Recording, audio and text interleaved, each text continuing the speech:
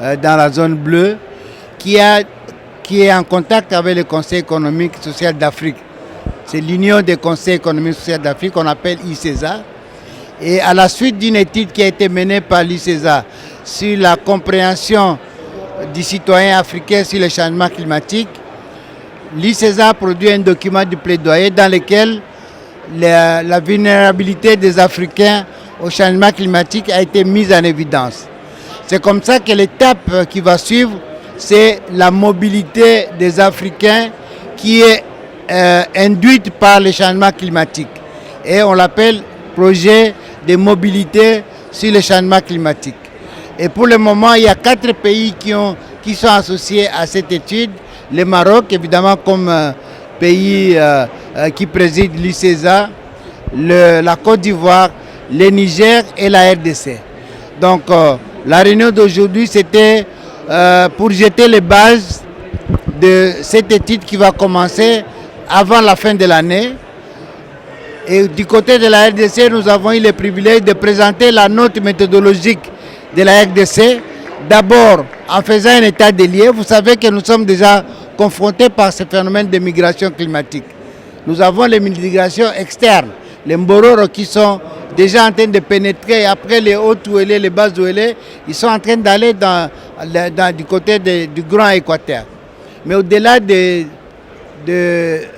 migrations externes, nous avons des migrations internes qui sont provoquées par les conséquences des changements climatiques sur les perturbations du calendrier agricole, des longues saisons sèches qui font que certaines rivières commencent à s'assécher pendant la saison sèche et qui risquent d'entraîner des mouvements.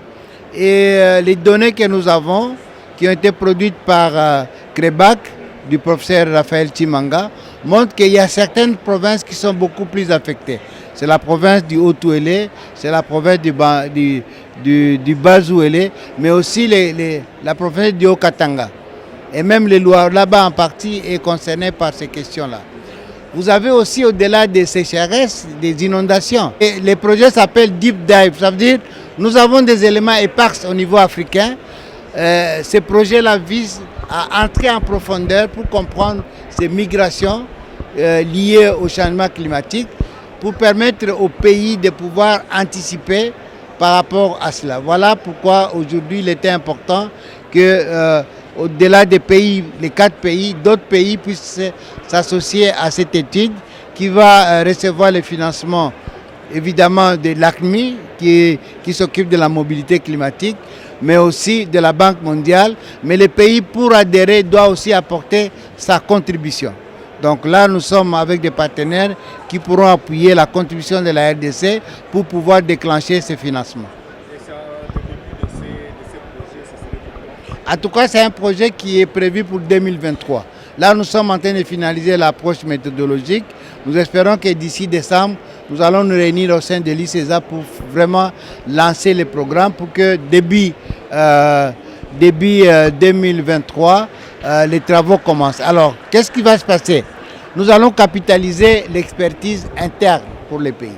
C'est comme ça que dans ma présentation tout à l'heure, j'ai fait part des études du CREBAC, qui est déjà avancé. Il y a même un ouvrage qui a été publié sur les migrations internes, les questions de l'eau. C'est un exercice sur le climat, l'eau et les conflits liés à ces migrations.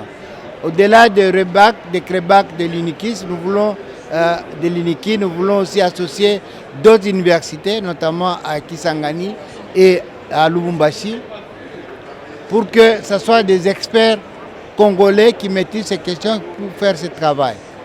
Au niveau du gouvernement, évidemment, nous avons le ministère de l'Environnement qui sera impliqué à travers la direction de développement durable et la division qui s'occupe des changements climatiques, parce que, vous le savez, dans notre plan national d'adaptation au changement climatique, ces questions reviennent.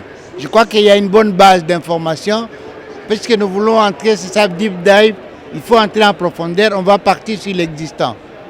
Nous voulons aussi associer le ministère de l'Agriculture, parce que la grande difficulté, c'est l'adaptation sur les questions agricoles. Comme ça se passe dans les milieux ruraux, nous allons associer le ministère du Développement rural Évidemment, nous allons impliquer la société civile environnementale. C'est comme ça que vous avez vu, nous avons associé à ces side events les GTCR, mais aussi les réseaux ecclésiales pour les bassins du Congo, Rebac en cible. Voilà, mais c'est ouvert. Ça, c'est juste des acteurs, mais nous allons voir en fonction des éléments que nous allons avoir. Il y a la question des l'érosion côtière à Mwanda. Vous savez que nous avons déjà des déplacés internes. Les gens qui avaient leur village, ces villages se retrouvent déjà sous eau. Ce sont des déplacés internes. Et ça, c'est encore en lien avec le changement climatique. Parce que c'est le changement climatique qui accentue l'érosion côtière. Voilà des différents cas que nous allons étudier en profondeur et avec l'objectif de présenter ces cas pour que les gouvernements puissent les intégrer dans la lutte contre le changement climatique, mais en impliquant d'autres partenaires, ceux qui sont déjà en train d'appuyer les programmes, mais aussi d'autres programmes, pour que lorsqu'on parlera des fonds verts pour le climat, que nous puissions avoir des données réelles.